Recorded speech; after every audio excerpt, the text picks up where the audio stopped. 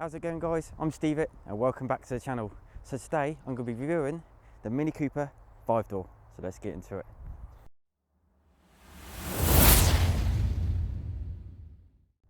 So looking at the front of the car, you can see there's quite a lot of change to the updates and everything else. I'm not too sure if I am actually a fan of it because I do prefer the old style with the grille, but the more I look at it, the more I'm actually growing into it, and I'm thinking I actually like the new update. It's more wants to be that electric sort of style, a bit different.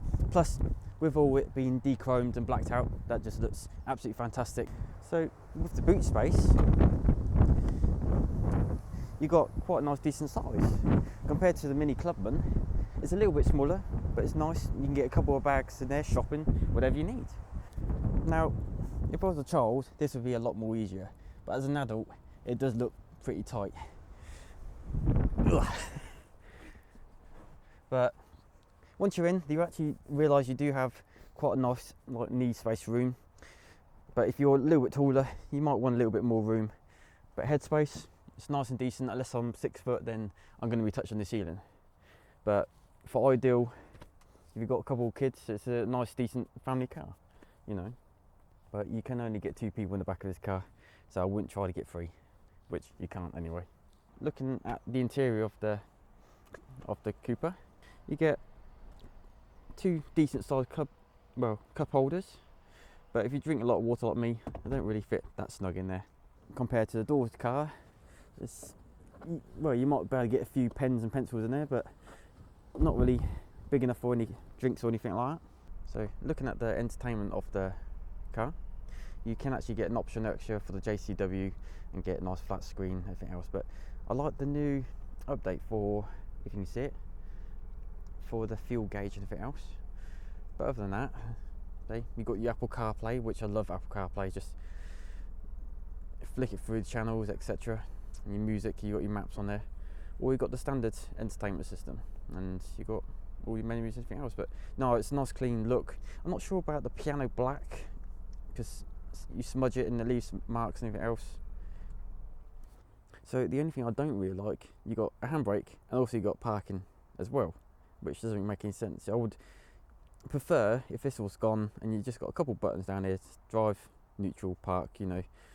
Other than it feels a bit messy, to be honest. But that's my own opinion. But there you go, everyone each their own. But other than that, you know, you got decent sized glove box.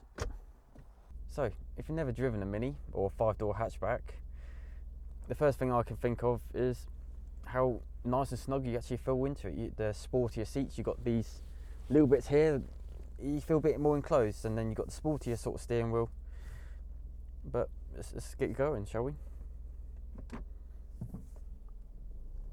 I feel the first thing I do notice about the Mini is that it's very well planted to the ground, and in meaning that if you're going around sharp corners, or you're having a bit of a fun day, she'll call it.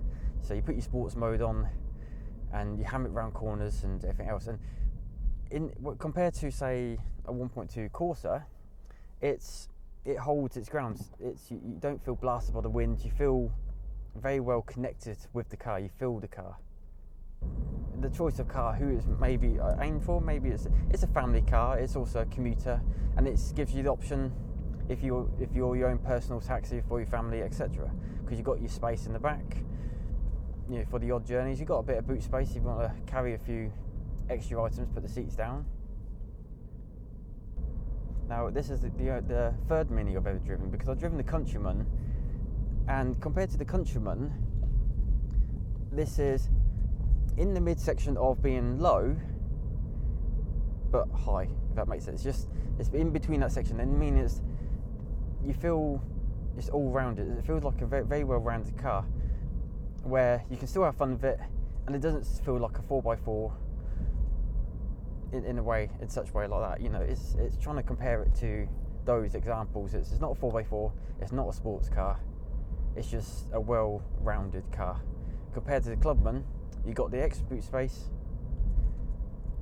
and it's also got the speed. You know, you got the go-kart feel. I think that's the main what point I'm trying to get at, is that the Mini, like the Cooper, the Clubman, it's the go-kart feel, but having the luxury of the comfort and everything else, and I think that's what's its own it's what it is. It's your own brand of how they made that Mini to its perfection to its today, you know.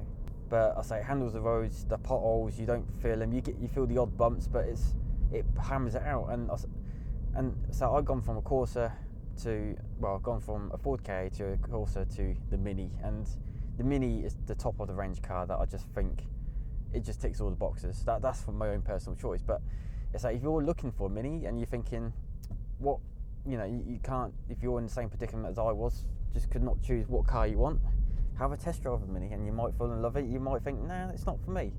You know, it all depends what you want in that car itself. Now with this Mini, it has 7 gears, because it's an automatic, and it's very economical as well, so it's very ideal for the short journeys, and it's petrol. Longer distance, you could probably do it. You probably end up using a lot more fuel, but with the extra 7th gear, you're more likely to saving fuel. Because at the moment I'm averaging about 37 miles per gallon, so that's pretty low. But I suppose that the more I drive it, the more it may go up. You never know for petrol. I think the thing that I like about the Mini is smooth. There's no like lagginess to it. It's just a well performed engine. I say it is based off one of the BMWs. I think it's the M2. I think someone said, but you know, a German is just, I don't know what these Germans do, but they can make a really adequate car. It's smooth. It's got the torque. It's got the power. You know, it just ticks the boxes. In for me. So it's talking about the wind noise. There's a little bit of wind noise, but it's not much. You know, it's not completely soundproof. And the engine is quiet, but it's so nice. I mean, when you got the music on, it's completely different. But you know, it's quiet. You don't feel like you get blasted by the winds. It's a very, very well compacted car. You know, they've done something right in this Mini world. Right, so let's put it into sports mode and see what it can do.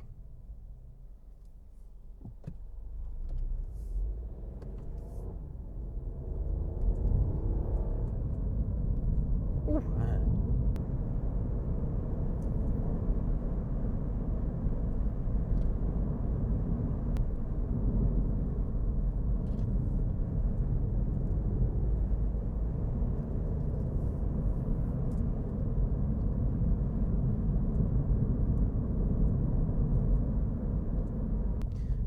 Now, put it into sports mode, it's a lot more grippier to the roads. That you can feel the stiffness in the steering wheel. I'd say it's absolutely perfect for a Sunday drive. You can go out to countryside, have a good fun, stop at a local cafe, jobs are good. But say you put the foot down, geez, it's got power, but it doesn't compare to a 2 litre. I'd say it's just enough to get you going.